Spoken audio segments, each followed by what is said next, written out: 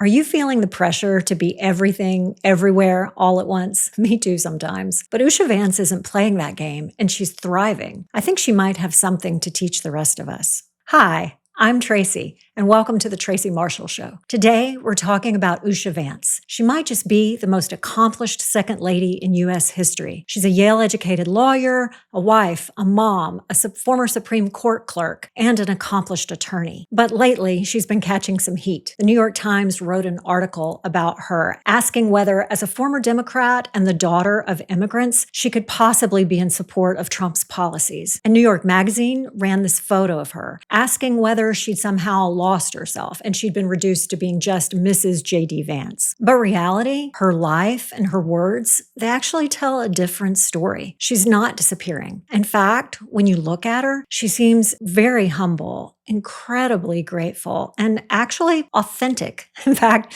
she's one of those rare people in politics who seems, real. But I believe the real secret to her success is something different, like a lens through which she sees her life, her success superpower, if you will. But first, let's address those critiques. Start with that photo of her looking tired, like a tired mom of 3, please. Who hasn't felt that or looked like that? But being tired doesn't mean you're unhappy or lost. And when it comes to Usha Vance, lately she's taken her kids to India to meet Prime Minister Modi. She's even gone to meet new Pope Leo. Can you imagine the jet lag? And as for the New York Times questioning whether someone like her could possibly agree with Trump's policies, let's be real. The truth is we don't know, and the New York Times doesn't know if she agrees with every one of Trump's policies. But to put her in a box and to say that because she's a woman or because she's the daughter of immigrants, she can't think a certain way or she can't change her mind for or against something, that's not empowering her, that's belittling her and removing her agency. So, what does Usha actually say for herself? She recently gave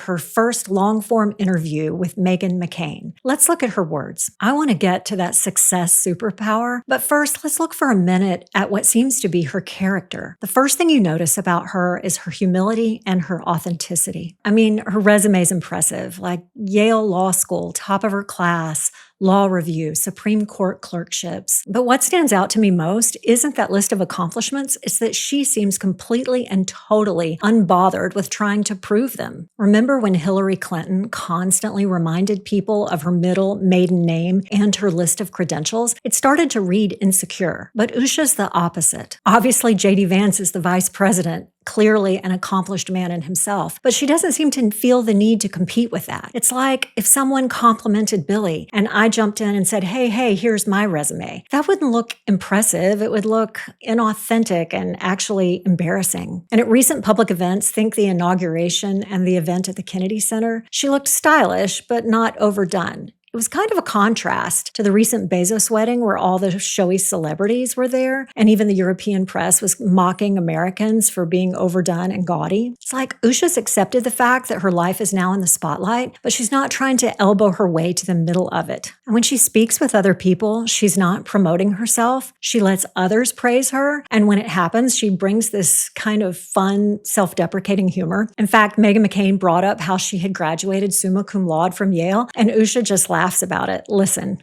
And then as for the grades and all that, well, first of all, we've got to give Yale its due. It has a lot of grade inflation. Oh, really? No way. I don't deserve all the credit there.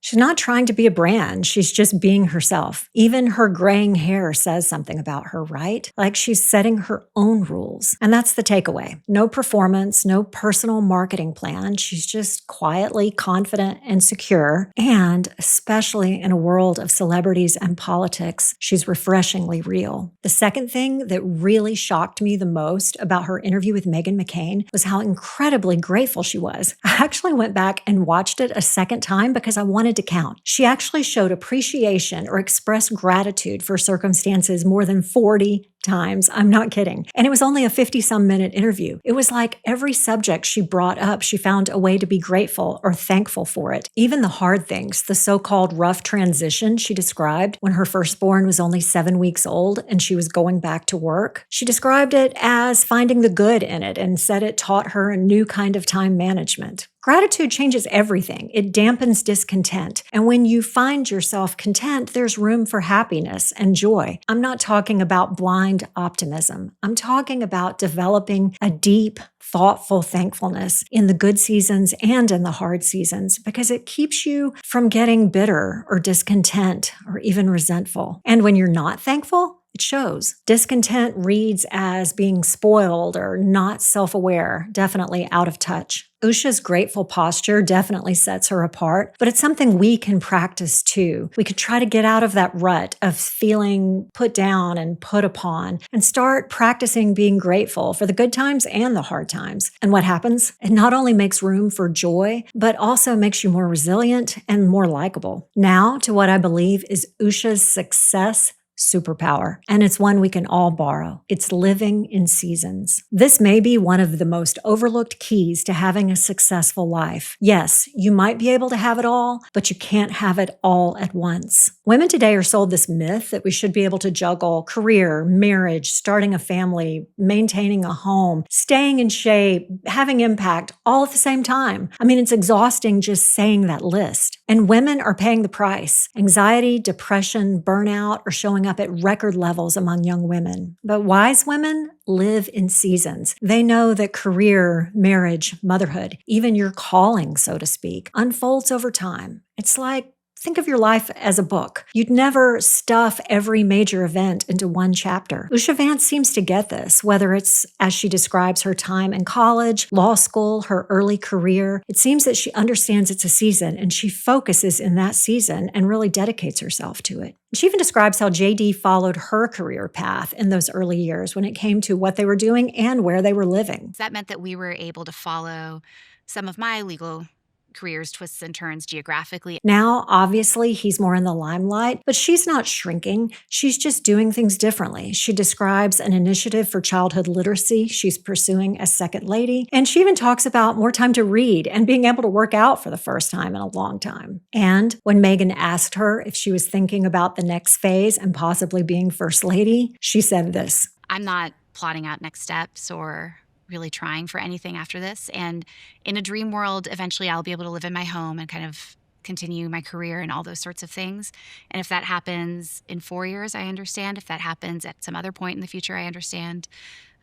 Just sort of along for the ride and enjoying it while I can. And look, I know politicians often deflect those kinds of questions, but in this case, it felt consistent with Usha's personality and character. And that mindset is not just helpful to public figures. Whether you're single, married, pursuing your career, raising kids, or some mixture of all that, seeing your life in seasons can really help you. Here's 3 really tangible benefits you get from thinking about your life that way. First, it offers relief. It relieves the pressure to do everything all at once. I remember a time when I was a young mom and our church was rolling out a big volunteer project in the fall. And Billy and I had sat down and talked about it. And I just didn't see how on earth I could jump into that. But I was talking to these 2 women that were friends of mine, but they were about 5, 8 years further along than I was in the parenthood path. I was kind of embarrassed to tell them that I wasn't going to do it. And they were like, "Oh, you shouldn't be doing that. Are you kidding? You've got all those little kids at home. That project will still be there later." It was so freeing to me. And what they were doing was giving me permission to live life in seasons. Second,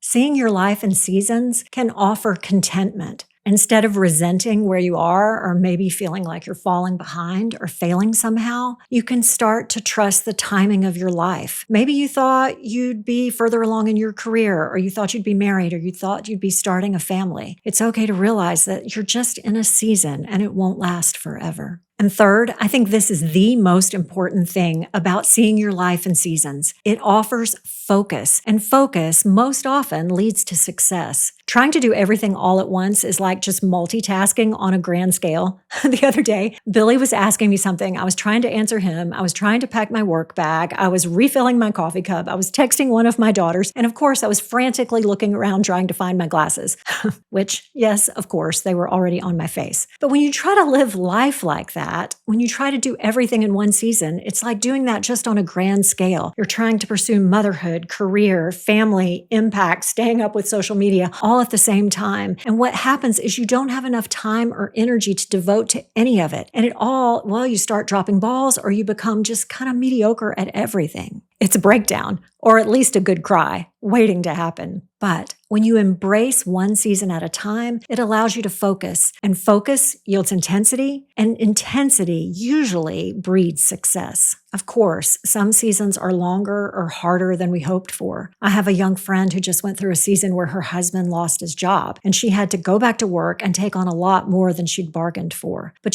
some good things came out of that too. Her husband got closer to her kids, and he developed a new appreciation for just how hard it was to take care of them all day. Since then, he's gotten another job, and her life has settled down. It takes wisdom to say, this season might cost me something. It might cost my marriage. It might be hard on my kids. And you might not be able to put yourself first for a while. But that's not being a martyr. That's being mature. It's really playing the long game. But when you start to see your life like this, you can start to focus. You can start to succeed. You can start to appreciate the good seasons and the bad. They all become more meaningful. And if this approach to life and success is what you want to, you're not alone. Let me know what part of Usha's example speaks to you most. Drop a comment. I'd love to know. And if you're tired of being told you have to hustle and prove yourself and do everything all at once, then we're here for you. The show is about finding peace and purpose. Be sure to like and subscribe. But this isn't all just about Usha Vance. It's about what it means for us. Here's what her example reminds us. Be grateful and joy will come. Be humble. Don't chase applause. Put your family first and your legacy will follow. Be authentic. Don't try to reinvent yourself. And most importantly, see your life in seasons and let it bring relief and content and focus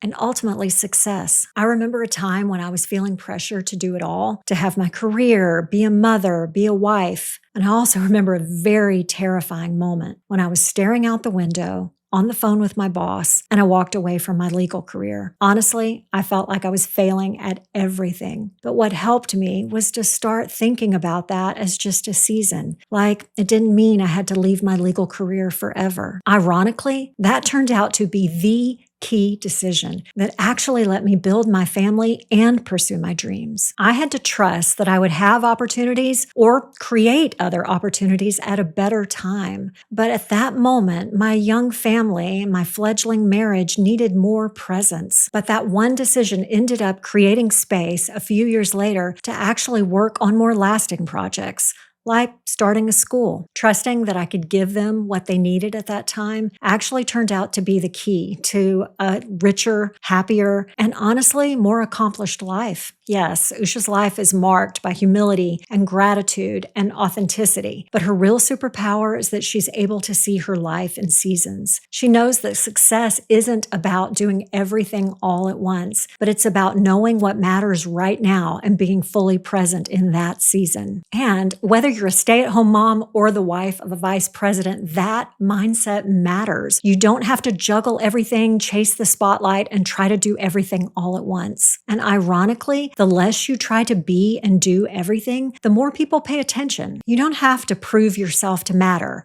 I really think the key is just to live faithfully and with thankfulness, the story that's meant for you, one season at a time. So, who are the women living quietly in seasons and shaping the world around you? Share this with one of them. And please, help us out. Before you go, be sure to like and subscribe for more thoughtful takes on wisdom, womanhood, and how to live with integrity and success in our modern world. But not everyone is taking that path. In fact, in our Meghan Markle episode, we explored how it's not wise to constantly reinvent yourself to try to get praise. It's a cautionary tale and a powerful contrast. So, coming up next, why Meghan Markle keeps losing America's respect and what we can learn.